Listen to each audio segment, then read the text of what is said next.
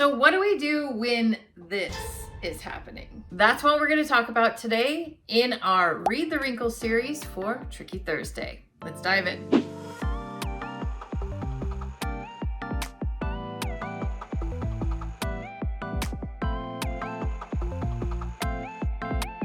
Welcome back to my channel. My name is Trisha, your pattern nerd friend, here to talk all things pattern making, sewing, and fitting. And we are continuing our series of Read the Wrinkle, part of our Tricky Thursday series here on my channel, Creative Costume Academy. And today we're talking about this situation, which is like some extra fullness, some extra gapping. It's not really a wrinkle other than you kind of see it here. But what is this telling us and what is to be done about it? That's what we're going to be talking about in today's video. Let's talk about a couple of reasons why this is happening. So on this particular pattern and design, there is no back dart here at the shoulder.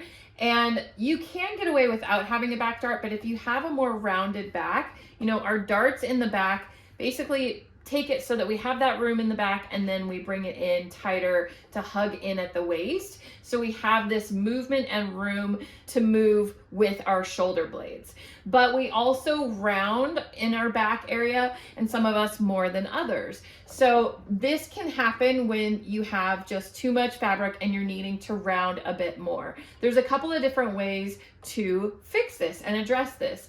The first one being is you can add back in that dart in the middle of the shoulder, and that's completely acceptable. So the way we would do that is you can pin it out like this, and notice that there's still some fullness here, you know, in the center back, because you don't want to take all of that away, especially on a shirt with sleeves. As you move forward, you're going to need that extra room here. So you want to be mindful, but you can pin out this dart here, and you can see here at the side that completely gets rid of that. And I'll show you how to rotate and move that dart. So we don't want the dart here, obviously, but we can rotate it and move it so that it ends up in our shoulder blade. Now I want to talk about a different way to deal with this gapping if you don't want to end up with a dart at the side. And now I've turned this top inside out just so I have easy access to the seam allowance, and I'm going to show you what I'm going to do with it. You don't have to do this inside out, but I do think it's easier. So first thing, you want to open this shoulder seam, and you don't have to release it all the way to the neck, but I did accidentally. So I'm going to pin that back. The reason I say that is because the fitting at our neck is fine and happy, so it's just dealing with this. So you can see I've got 1 inch seam allowance already included in my bodice at the shoulder. So if I wanted to smooth out this roundness, you could take your hand and smooth it out to wherever it now wants to meet the shoulder. Now you do want to leave a little bit of room, so don't take too much out, but just smooth it out enough to where it is good and you no longer have that gapping. And then once you're happy with it, you can go ahead and pin wherever it is that it sits nicely without having that gapping anymore. And the reason I wanted to show you this inside out, now our gapping is gone, but notice our seam allowance. So I still have that 1 inch in the front, but I have a little bit more in the back. And what that is I'm actually changing the angle of this back shoulder seam. So what's actually happening at the shoulder seam is the new angle is going to be here, whereas the previous angle was up here where my stitching line was. And here's a closer look at that uneven seam allowance. So when I'm going back to my pattern, I'm going to be looking at this to be my new shoulder line, and that will get rid of that extra fullness that I didn't need in the back. So if I was using the last example, taking it back to the pattern, if I were laying it right on my pattern, you can see that's where the adjustment needs to go, and I could use my needle wheel to transfer that information to my pattern. And this pink line would now be my new shoulder line for the back. And of course I would adjust the seam allowance to be whatever seam allowance I would want in my final pattern.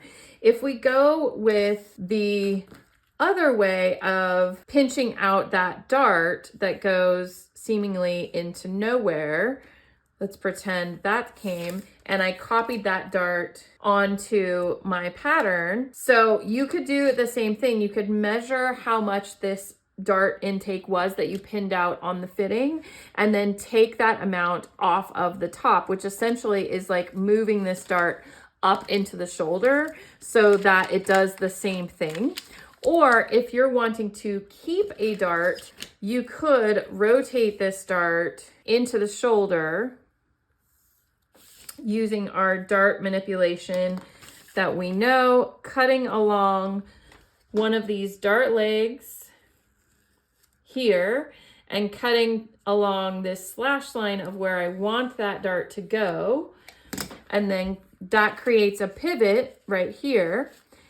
And I can close this dart that I pinched out in the armhole, and look, it opens up that dart right there in the back shoulder. So you can keep that dart. Now we wouldn't be taking it off the angle of the shoulder here. This wouldn't be the case, but that is another way you can keep the shaping and still utilize either pinching out the dart in the armhole or taking it off of the shoulder seam, whichever one makes the most sense to you. So there you have it. Whether you want to keep that dart and create that shaping with the dart, or you want to pull that dart up out of the shoulder seam to get rid of that gapping, it's always either do I need to add a dart or take a dart away, right? I don't know. It seems to make sense to me. Hopefully you find it useful the next time you run into this situation in your fitting.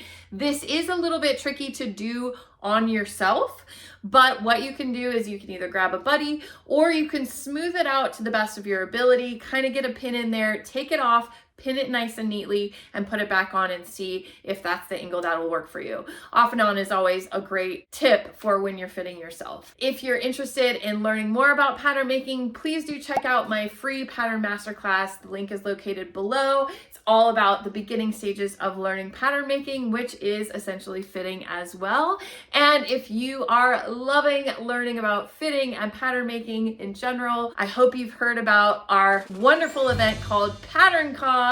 PatternCon 2026 tickets have started to go on sale, if there's any left by the time this airs. We are offering 44 classes taught by 20 teachers over a weekend, August 1st and 2nd of 2026. We are hosting it in Atlanta, Georgia. It will be all classes on fitting, drafting, pattern making, history, cosplay, all kinds of things, and it's a great place to just come together with people who get it, what you're trying to do, what you're trying to learn, and meet your new best friends. We had our first year this year, 2025, and it was so magical and epic that everybody wanted us to move forward with the second year, so we went ahead and figured it out so that we can start selling as soon as possible and planning for our next fabulous PatternCon. You can find out information down below at patterncon.com.